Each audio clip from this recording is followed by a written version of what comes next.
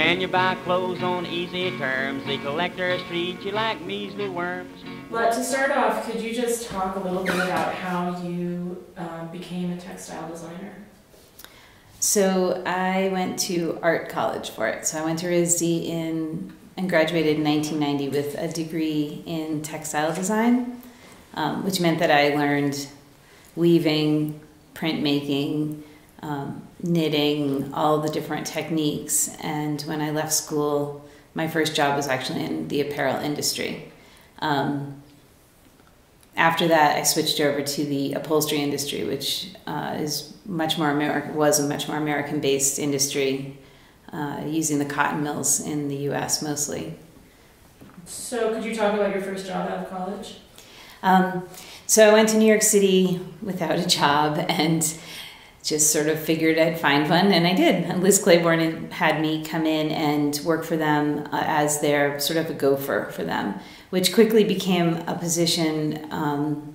So it quickly became a position where I was helping them train textile mills in other countries on how Liz Claiborne worked. The woman Liz Claiborne had a very specific way of doing things, and if a mill couldn't keep up with that, then we didn't use them. And so my job was to take an old item from another line, bring it to that mill and train them on how we run the show through Liz, and then run the line, see what they could come up with, and then we would put that into our stores, that not the first line stores, but our outlet stores. We would sell those products. So to what countries were you traveling at that time? So I actually didn't do a lot of traveling myself to these countries, but we were using mills in Turkey and India mostly. There was some work in Pakistan as well, I believe. I remember the India ones most vividly because the monsoon season would come and all the looms would go underwater. And so we wouldn't get that line. So that was a learning curve for us. But yeah, mostly that was our focus at that moment. We weren't in China yet, or any place farther. So. And when you were in school, just to back up a little bit, was there any sense that American textile manufacture was in danger? No, not even while I was working in it. That was such a solidly built foundation for manufacturing. I mean, these cotton mills, I think I stepped foot into about maybe 7 or 8 of them in this country, and they were 3rd or 4th generation families. Like, they'd been there, they were staying there. Everything was the same as it had been when their great grandmother did it, and the town was built around those mills. So there was no indication. It started to become a problem. It started to become obvious that there was a problem when we were having trouble getting our prices low enough. And no matter what we did, we couldn't compete with the overseas mills on price. And we just hoped that our quality being so much better was going to do it. And it was better, but it didn't. It wasn't enough. What was your next job after Liz Claiborne? So I left Liz Claiborne and moved to Georgia for personal reasons, and the job that I took in Georgia was at West Point Pepperell, which is, with the mills down there have been there forever, for 100 years, and they were in West Point, Georgia, and then over into Alabama. We were sort of right on the border there. And I actually moved there and worked at the corporate offices down there, and then would drive. It was just a mile from the mill, so I could drive back and forth to the mill and work right at the mill, which was valuable. It was a valuable opportunity for me, being a New York designer in the South, working with the people rather than keeping that distance that most have. They just travel once every 6 months or something, and that's about it. Could you describe the mechanism by which a textile designer's pattern is transferred to the loom itself? So when I first started working in 1990, we designed everything on paper, like graph paper basically, and I hand wove everything on the loom. So I had a loom in my studio. In my office. My office had a loom, and a desk. A couple of years in, we stopped hand weaving samples. I mean, we still hand wove samples because a lot of customers couldn't visualize something printed on paper that would become fabric. So we'd still hand weave a sample for them. But computers became much easier to use, and design. We had companies that would work with us and make the program do exactly what we wanted. And that made it easier for us to transfer the information directly to the mill for warping and ordering all the right amount of floss, right amount of thread, and there's a lot of math involved. I used math more than most people in my job. It was actually kind of a surprise. When did the computers really come into the picture? In early 90s. Okay. Yeah. So could you talk a little bit about the culture of the mill? So we spent a lot of time with the management of the mill in meetings, weekly meetings with them. Very strong, that sort of good old boy network was very obvious, and the nicest people. I mean, I think of the people I had in Georgia as my second family. They were really kind, really thoughtful people. The experience of being at the mill and having the fixers, the people who worked on the mill floor, as our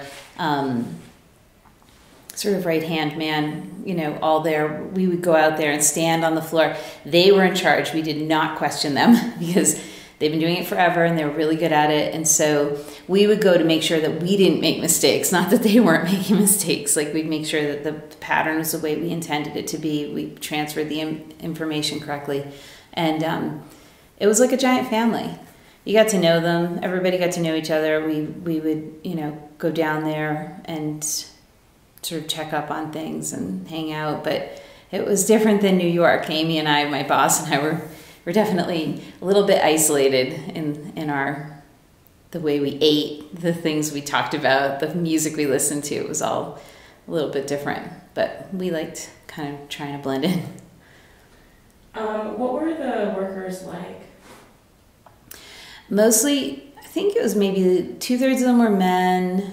They were, they were like not that young, in their 30s, 40s, 50s. A lot of the women were older. They're, like I said, they were third generation in their family doing this. So this was just the life that they'd always planned on having. This was who they were. This was who they were going to be forever. And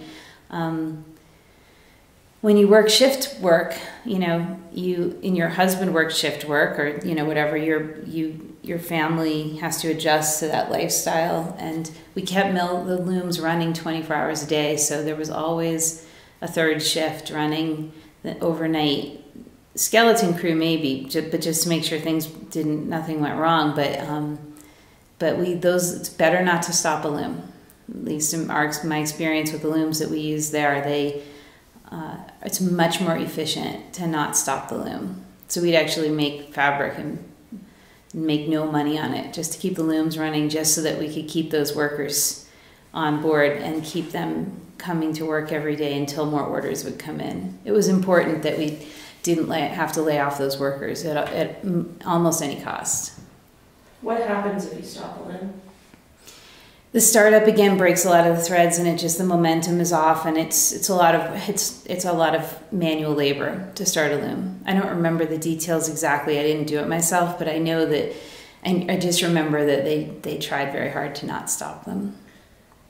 And then where did you go after West Point Pepperell? So then I moved back to New York.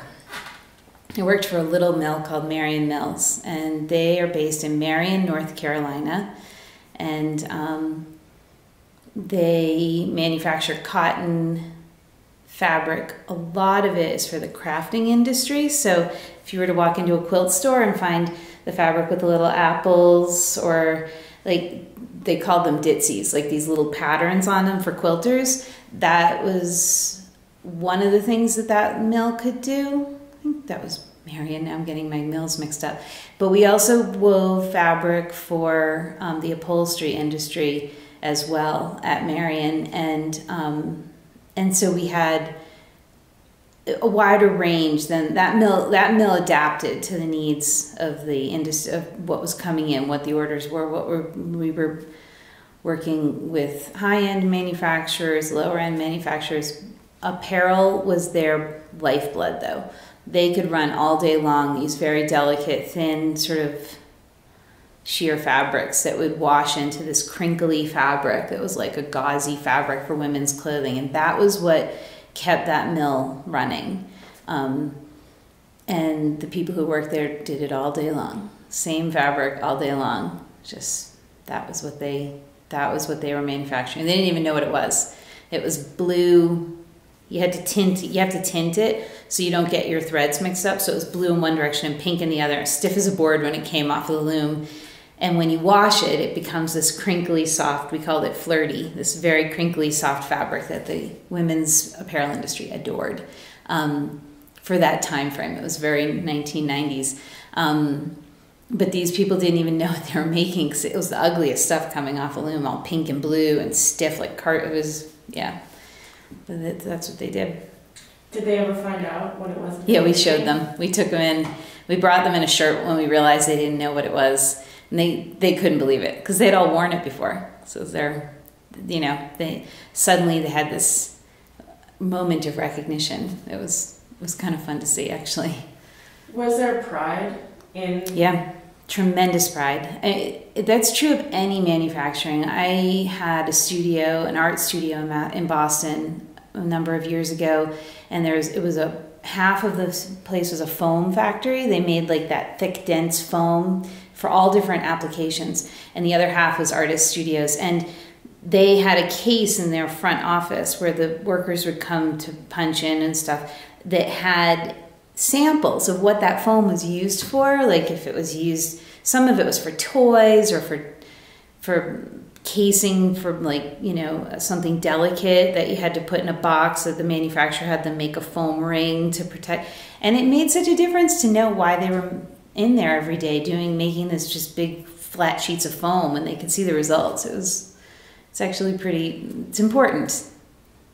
So when did you guys start to realize that things were changing?